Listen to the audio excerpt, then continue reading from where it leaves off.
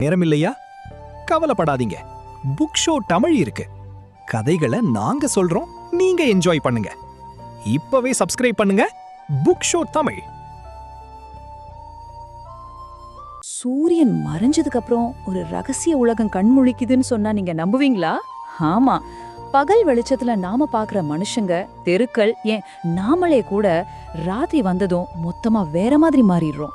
S ராமகிருஷ்ணனோட யாமம் நாவல் அந்த இருண்ட ரொம்பவே மர்மமான உலகத்துக்குள்ள போறதுக்கான ஒரு சாவி. பாருங்க, இந்த நாவல்ல வர்ற ஒரு வரி இது. இரவுன்னா வெளிச்சம் இல்லாத ஒரு நேரம், அவ்வளவுதான்னு நாம நினைக்கிறோம். ஆனா இல்ல, அதுவே ஒரு தனி உலகம். அதுக்குன்னு ஒரு மொழி இருக்கு, அதுக்குள்ள எக்கச்சக்க ரகசியங்கள் இருக்கு, அதுக்குள்ள ஆயிரக்கணக்கான கதைகள் புதைஞ்சு கிடக்கு. அந்த ரகசிய மொழியை புரிஞ்சிக்க நம்ம தயாரா இருக்கோமா? வாங்க அந்த மொழிக்குள்ள ஒரு பயணம் போலாம். இரவோட ரகசிய முகம். சரி, ஒரு நிமிஷம் யோசிச்சு சொல்லுங்க.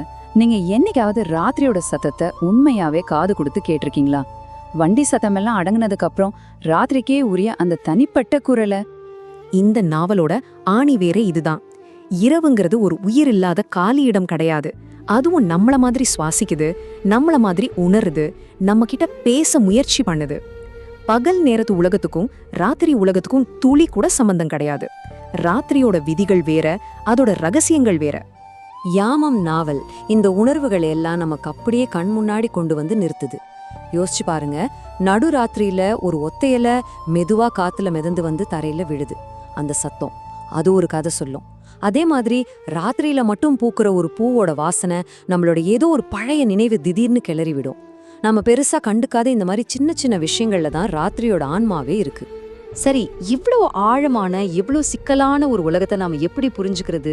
அதுக்கு கண்டிப்பா ஒரு வழிகாட்டி தேவை இல்லையா? ஆனா அந்த வழிகாட்டி ஒரு சாதாரண மனுஷனா இருக்க முடியாது. இந்த ராத்திரியோட உலகத்துக்குள்ள நம்மள கைப்பிடிச்சு கூட்டிட்டு போக ஒரு வழிகாட்டி வராரு. ஆனா அவரு நாம இதுக்கு முன்னாடி பார்த்த எந்த வழிகாட்டி மாதிரியும் கிடையாது. அவரால ராத்திரியோட மொழியை பேச முடியும். ஆமா, மௌனத்தோட சத்தத்தையும் இருட்டோட ரகசியங்களையும் கேட்கிற சக்தி அவருக்கு இருக்கு.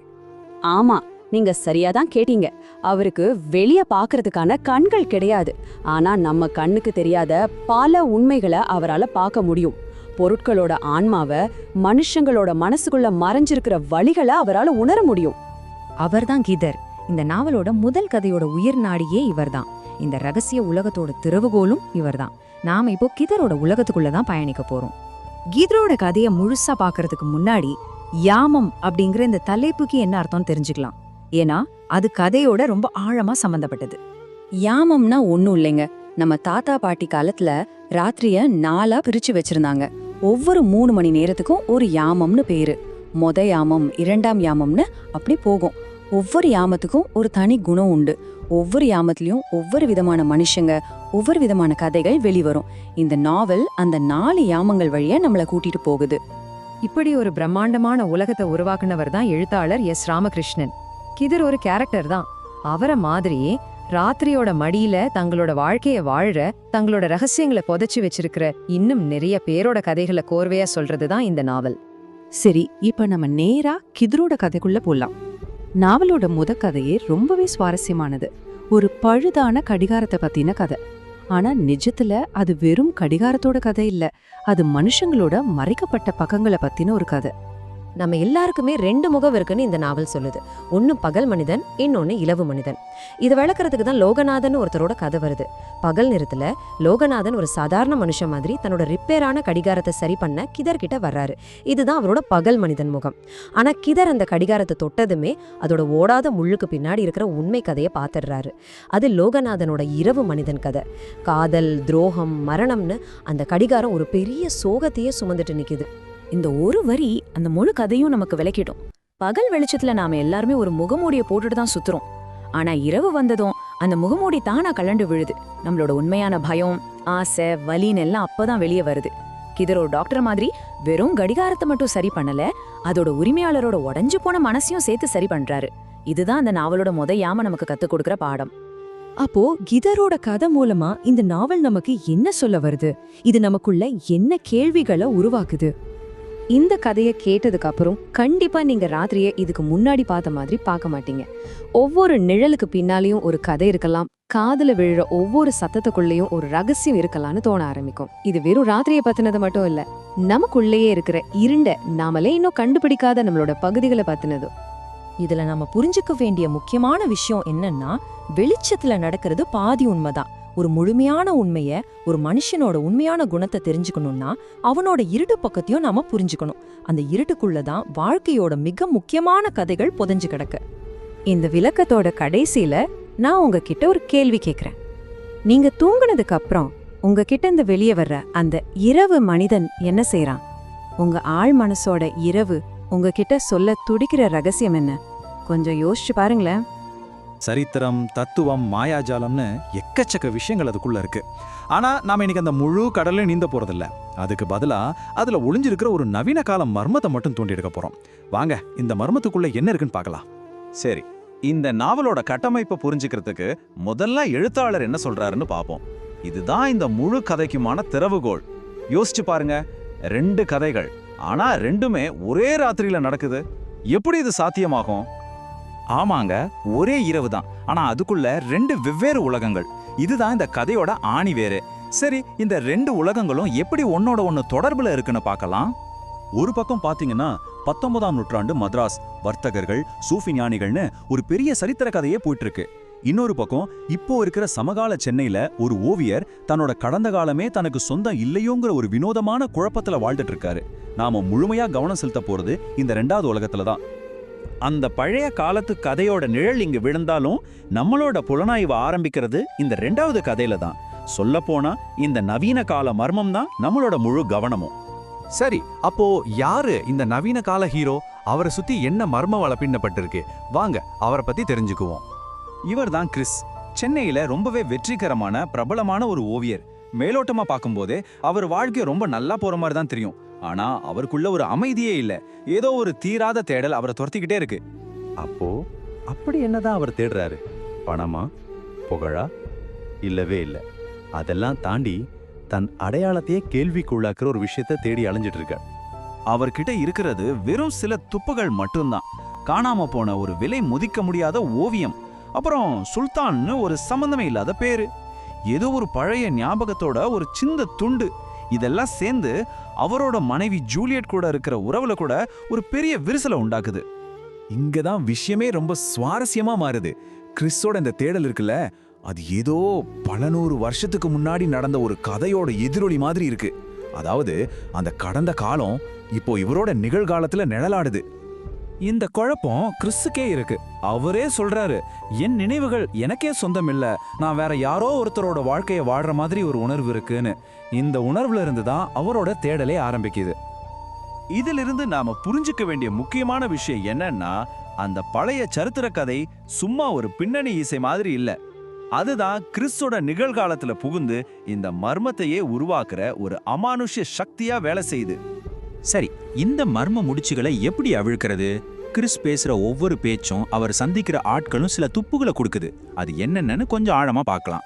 ஒரு கட்டத்துல கிறிஸ் என்ன சொல்றாருன்னா, மனசுக்குள்ள ஏதோ ஒரு பெரிய இழப்பு இருக்கிற மாதிரி தோணுது, ஆனா அது எதுக்காகன்னு தெரியல, இது என் சோகமே இல்ல அப்படின்னு சொல்றாரு.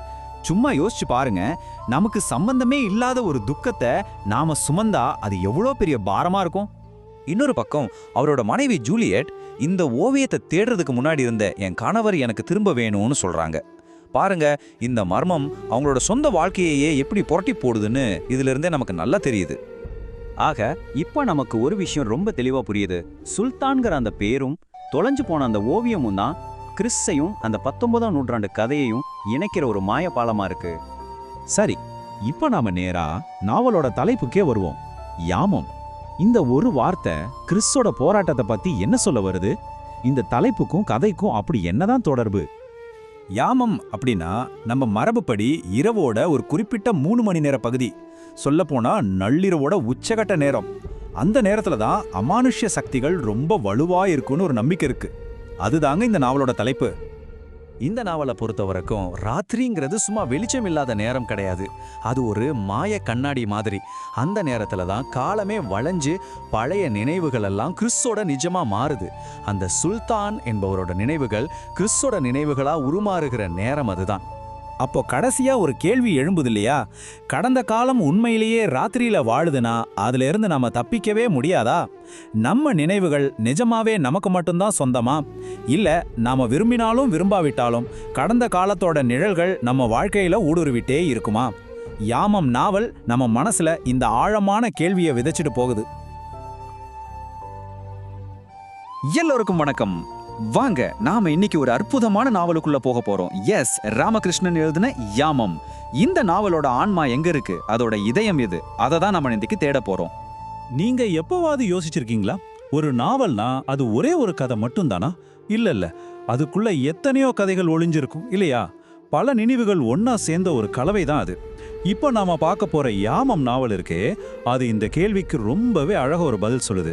என்ன பதில்னு பார்க்கலாமா? சரி, வாங்க நம்ம தேடல ஆரம்பிக்கலாம். முதல்ல இந்த நாவலோட பேர், அதுலேருந்தே ஸ்டார்ட் பண்ணுவோம்.